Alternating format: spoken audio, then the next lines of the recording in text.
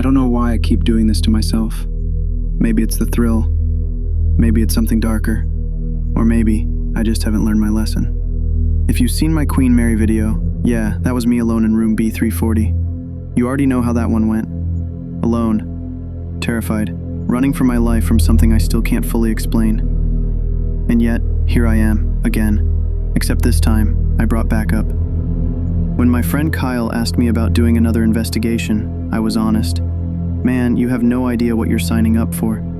He just laughed. You survived Queen Mary, didn't you? Barely, but part of me wanted to face it again, to see if what I experienced was real or some twisted trick of my mind. Kyle, though, he was hyped. He'd been watching Sam and Colby's videos, like me. That's where this obsession started. And this place, it's one they hadn't fully explored yet, not like this. The Conjuring House, 1667 Round Top Road, Harrisville, Rhode Island. The drive out was eerie before we even got there. Narrow country roads, flanked by dense woods that looked like they hadn't seen sunlight in years. The sky was dull gray, not quite stormy, but heavy. It felt like even nature was holding its breath. The house didn't announce itself. No big sign, no lit-up tourist trap. Just a long gravel driveway, choked by trees, and then it appeared. Old, slouching, watching. The 1736 farmhouse sat like something forgotten by time, its crooked roofline and sagging porch giving off this heaviness, like the whole structure carried the weight of every awful thing that had ever happened inside. "This is it?" Kyle asked, his voice dropping. "Yeah," I whispered. "This is it." We'd rented it for one night. The owners, surprisingly casual about it, just handed us the keys earlier that day, signed a few waivers, a nod here, a knowing smile there, almost like they knew, but didn't want to say. The house was empty.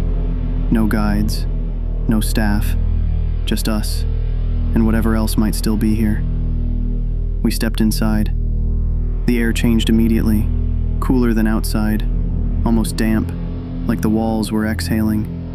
The faint scent of old wood, damp earth, and something else, metallic, like rust or blood. The living room greeted us first. Wide plank floors, ancient beams crossing the low ceiling. Furniture too old to be replicas, too heavy to move. The fireplace was choked with ash. A grandfather clock ticked slowly, unnaturally loud. I glanced at Kyle. He was pale, but trying to act cool. "Feels cozy," he said. I didn't respond, because the second I crossed the threshold, I felt it, that electric pressure in the air, like static on your skin, like being watched, but not from outside, from inside, like the house had eyes. We unpacked quickly, setting up our gear. Cameras, audio recorders, EMF meters. Kyle had brought motion sensors. I brought holy water. You laugh now, but not after Queen Mary. "Where do you think we should start?" Kyle asked. "Living room first," I said.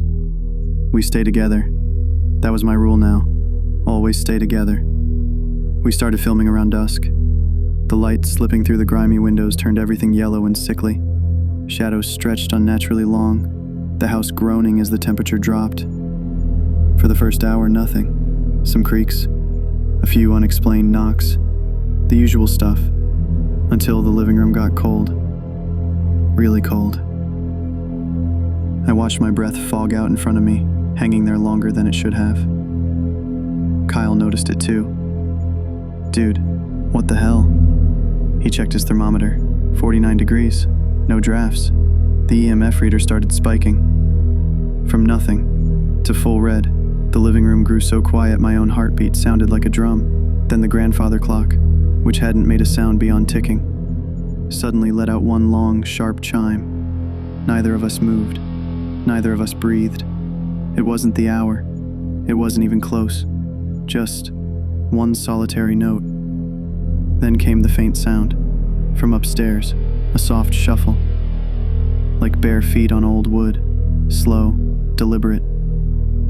Kyle stared at me. "You heard that?" I nodded. "Stay close."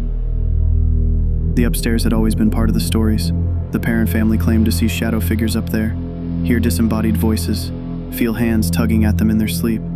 People spoke of one spirit they called the Watcher, tall, thin, lurking in corners, never fully seen, only felt. The stairwell groaned as we climbed, each step an accusation. We reached the narrow upstairs hallway, claustrophobic, with old doorways on each side like open mouths waiting to swallow us. Then we heard it again. Shuffle, shuffle, shuffle.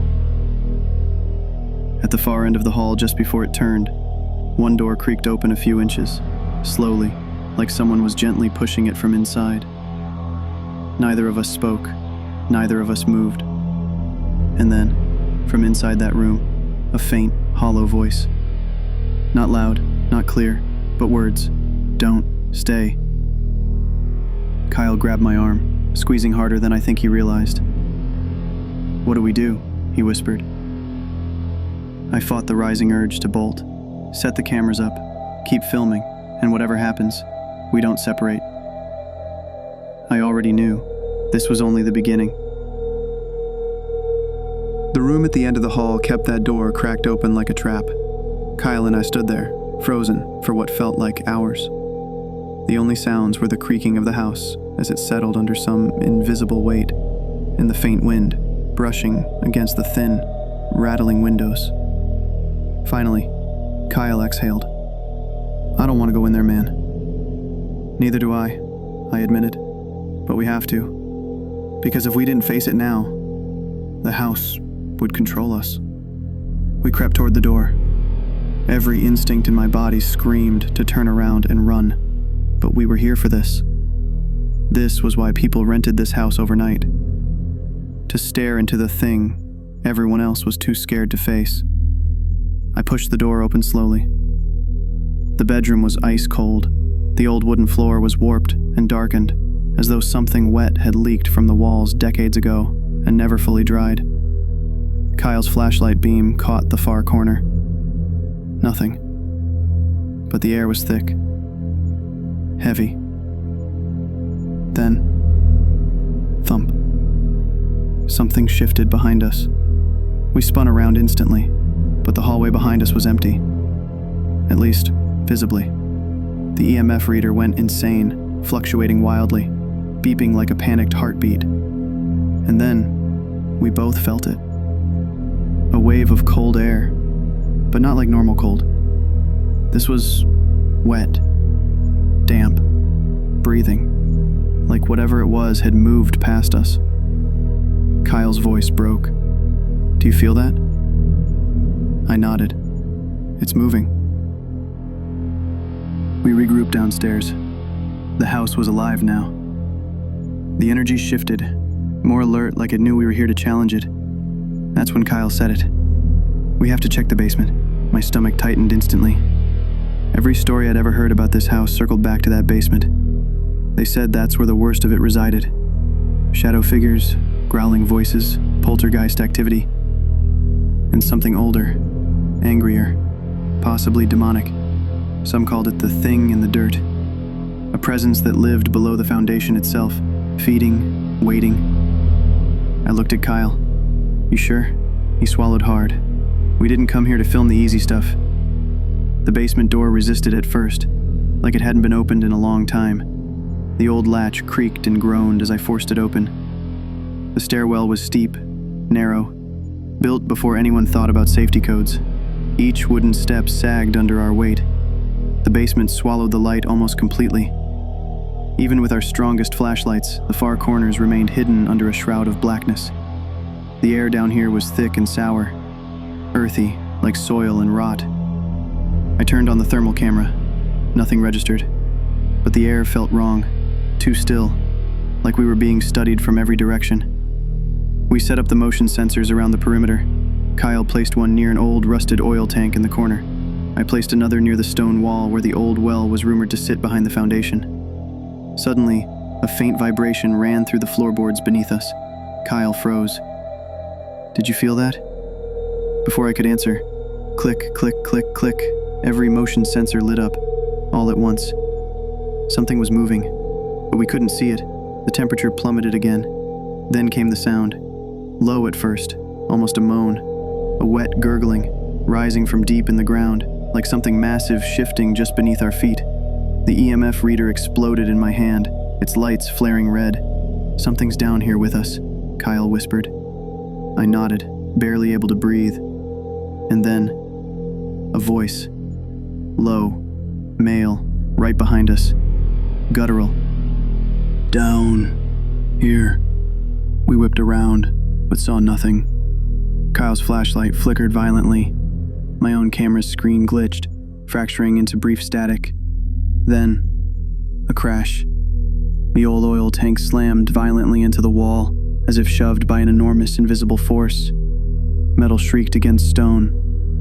I staggered back, heart hammering in my chest. "Kyle, upstairs, now!"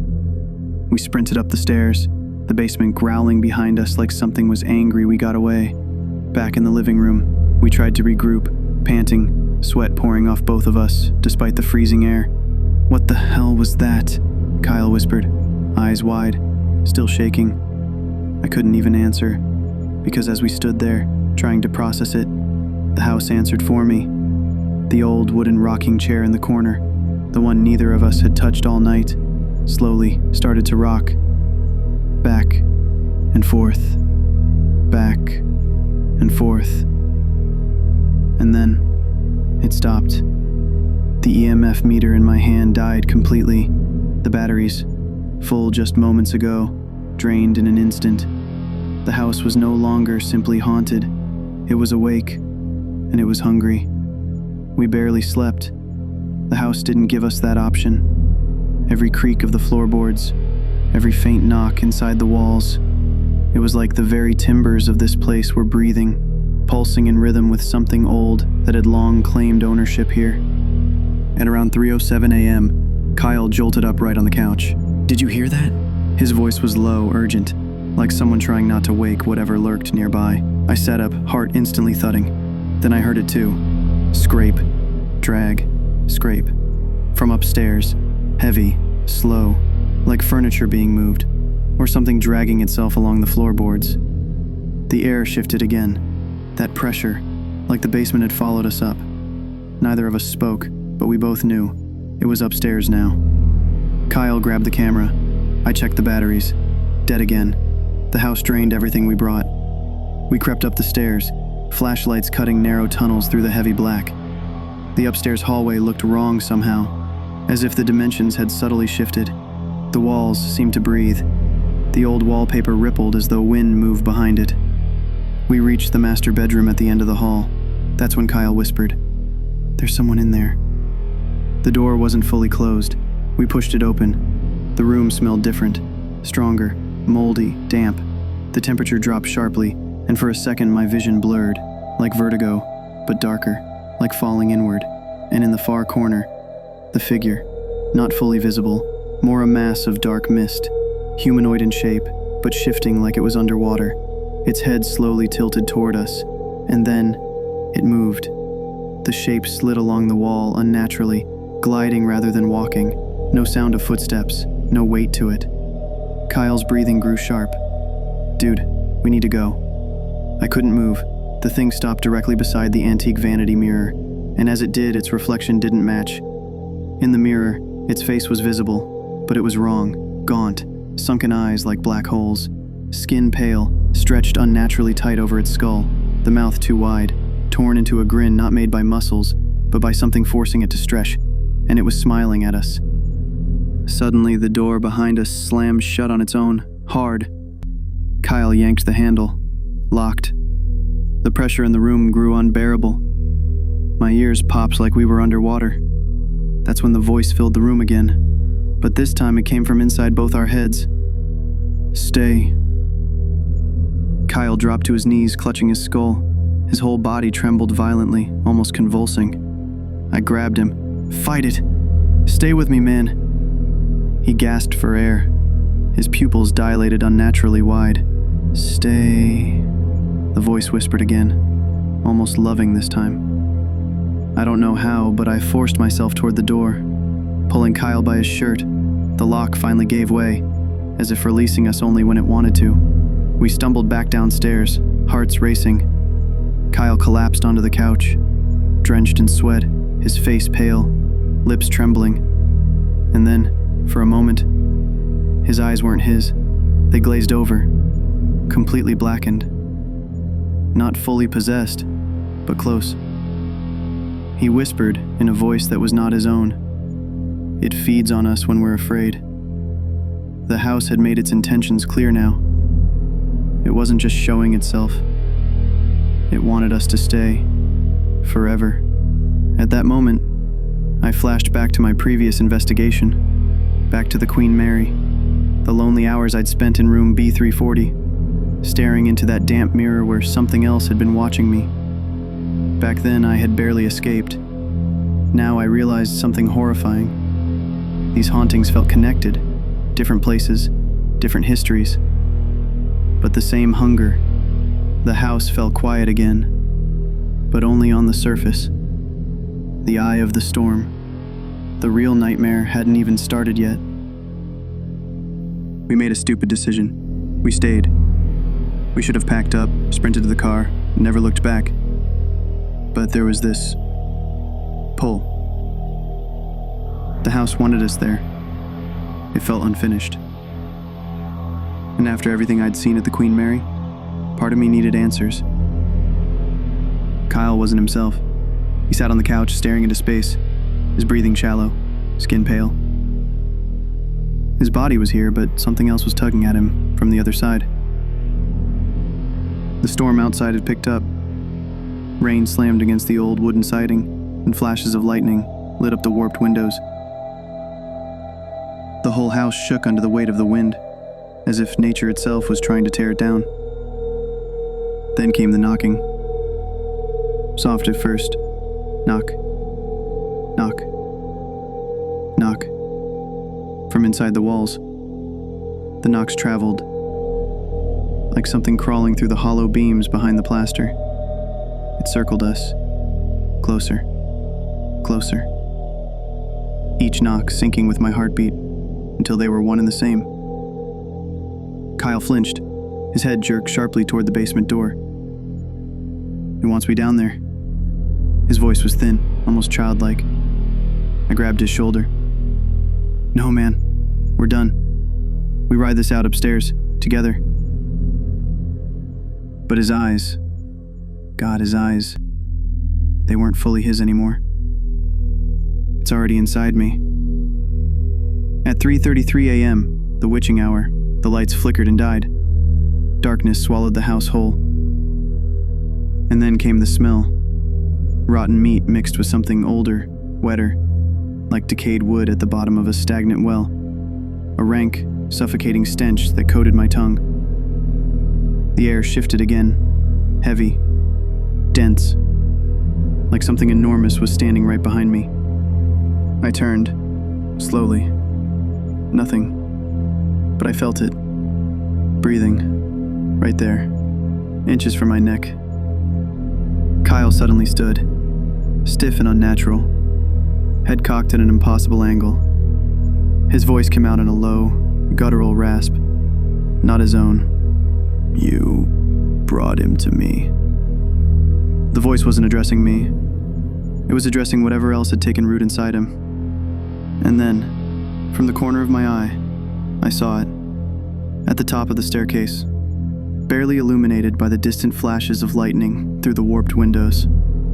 The shadow. It was no longer just mist or suggestion. The thing had form now, twisted, emaciated, its limbs longer than any human should be, neck stretched unnaturally, jaw unhinged, like a grotesque mimicry of a man, eyes like bottomless pits of tar. It crept down the stairs on all fours, slow, deliberate, spider-like. The wooden steps groaned under its impossible weight. Kyle began to walk toward it, eyes vacant, limp. "Kyle, stop!" I shouted. His body kept moving. I grabbed him, pulled with everything I had. But it felt like something invisible was yanking him forward, like a rope tied around his chest. The shadow creature halted mid-staircase, head jerking unnaturally fast to face me directly. Then it whispered, "Let him go." The voice came from nowhere and everywhere, slithering through my brain like oily tendrils. Kyle's mouth opened wide, unnaturally wide, and vomited out black sludge onto the floor. The stench was unbearable. His body convulsed violently. I gritted my teeth, dragging him backward toward the front door. Every step felt like wading through quicksand. "You're not taking him," I growled. The creature shrieked. The sound wasn't loud. It was inside us, vibrating in our bones, our teeth, our skulls. A scream made of pure hatred. The front door suddenly blew open, as a violent gust of wind howled into the house. The cross hanging above the doorway snapped off the wall and clattered to the floor, landing upside down. At that moment, I don't know how, maybe desperation, maybe something else, but I found my footing. I yanked Kyle out through the threshold. The second we crossed, the pull released. The presence inside him weakened. His body went limp in my arms, and for a moment, I thought I'd lost him. But then he gasped. His eyes fluttered. "Dude, what happened?" he whispered, confused and terrified. I couldn't answer. I was too busy staring back into that open doorway where the shadow still stood just inside the house, trapped, bound, watching. The house didn't follow us outside. Whatever ruled that house, it belonged to the house. We drove away in complete silence, shaking. Hours passed before either of us could even speak. Weeks later, I kept seeing Kyle's face when I closed my eyes, the blackened pupils, the thing that had tried to wear him like a mask. I knew then what we'd faced wasn't just a ghost. It was something older, predatory. Not like room B340, not just residual energy. This was a feeding ground. And like before, I knew I'd upload the footage. People would watch it, comment on it, ask for more. And I'd probably give it to them, because once you've walked that close to the edge, sometimes you feel it pulling you back. And I wasn't done. Not yet.